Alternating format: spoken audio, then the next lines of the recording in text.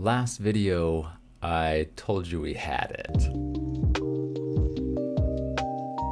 Stable, controlled, repeatable, a depron wing that actually flew indoors with this module. I was genuinely excited.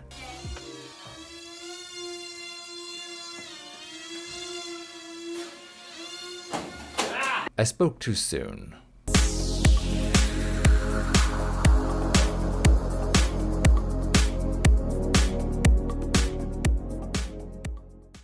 That's the same plane, a different room, but full throttle, and it's doing something I didn't see coming. It's not just sinking. Watch the nose. Up, speed drops, down. Throttle up, nose goes up again. It's a cycle, a specific repeatable physics-driven cycle that I now have to understand before we do anything else. This video is not what I planned it to be. It's better. Here's where we are supposed to be today. This room, a complete circuit, out to the far wall, turn, come back, turn again.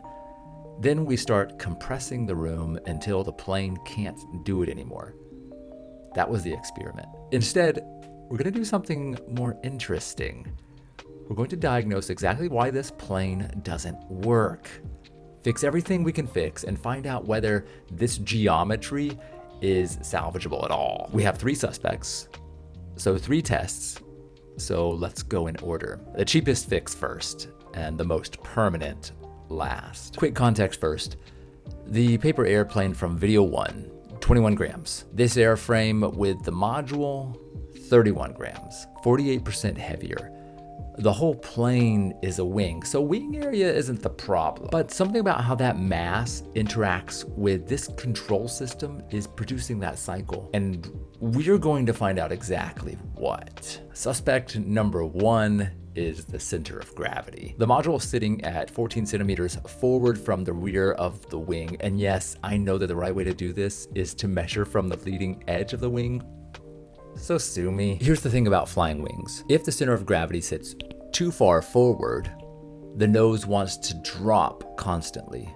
The motors spend their energy fighting that tendency instead of flying the plane. It's like trying to run forward while someone pushes down on your nose the whole time. You work twice as hard and you're going nowhere. Moving the module back 1 centimeter shifts the balance point rearward. The nose down tendency reduces. The wing finds its natural angle of attack.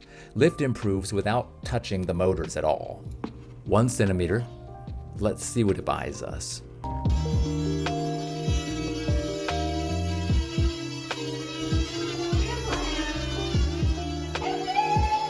Still sinking, still oscillating, but less. The CG adjustment helped, but it didn't fix it, which means the center of gravity isn't the whole story on this plane. But let's try it again just to see what happens. 1 more move to 12 centimeters. If this works, we go straight to flying the circuit. If it doesn't, we've found the limit of what balance adjustments can do, and we move on.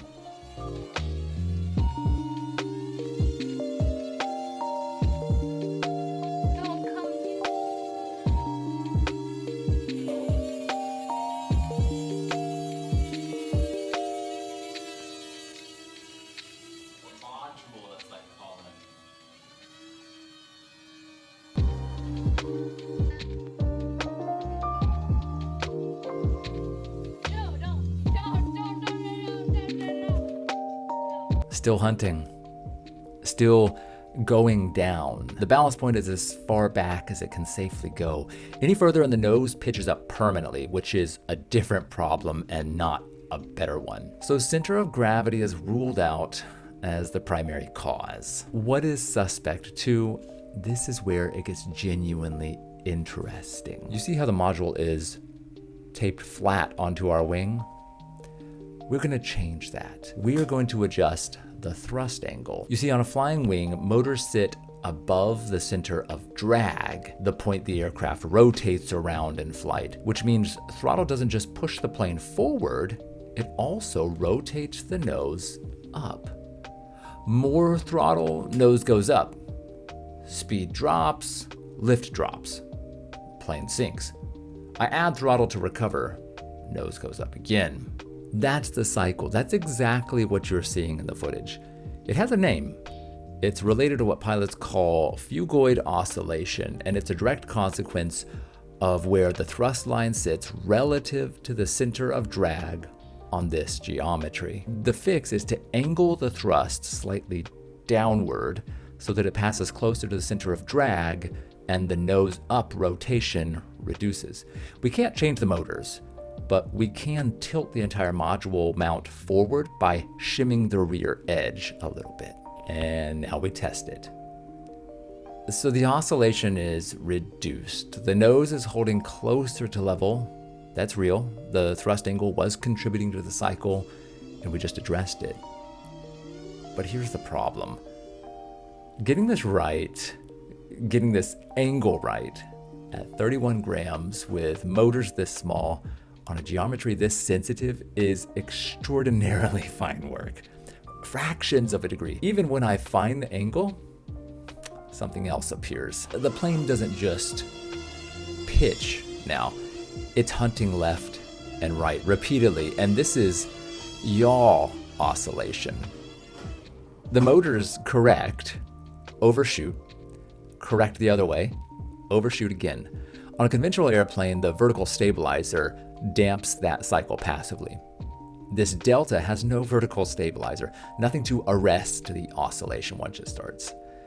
The geometry itself is predisposed to this behavior, and there's nothing I can add to fix it without fundamentally changing what the delta wing is. So let me be straight about what we've learned. This geometry, a flying wing delta, it might be the wrong shape for differential thrust control at this scale. Differential thrust works by creating a speed difference between the two motors to produce yaw. For that to work cleanly, you need the airframe to resist yaw oscillation passively. In other words, you need a bit more mass. You need it to damp the correction before it overshoots. That damping comes from a vertical stabilizer or a long fuselage or both. The delta has neither. I've been tuning center of gravity position, thrust angle, trim, and every adjustment exposes a new sensitivity. The stability envelope on this geometry with this module is so narrow that reliable, repeatable flight may not be achievable. Not because I'm doing it wrong, because the physics of this combination don't align. Now there is, of course, the possibility that this is all just user error. But I've done my best, and if that's the case, then put me at fault. But if not, I'm not gonna call this a failure of building. I'm gonna say that this is the experiment working exactly as it should. We found a limit, and now we know something real. So we're retiring the bludder. We are retiring the depron delta. Here's what it taught us. Differential thrust needs passive yaw stability to work cleanly indoors. It needs a longer moment arm between the motors and the center of gravity to generate turning authority without oscillation.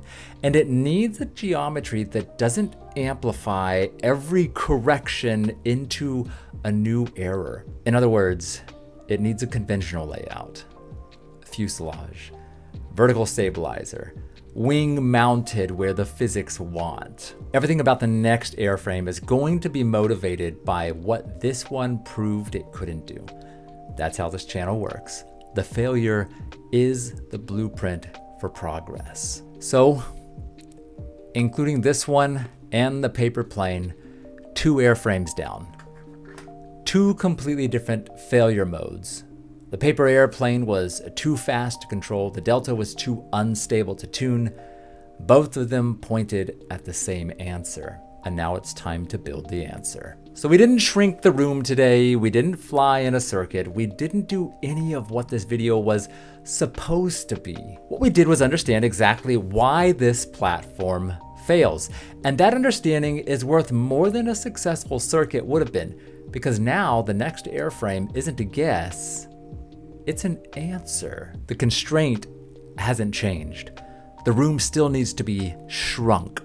The circuit still needs to be flown. We're just going to do it with something that can actually get there. And I'll see you in that build.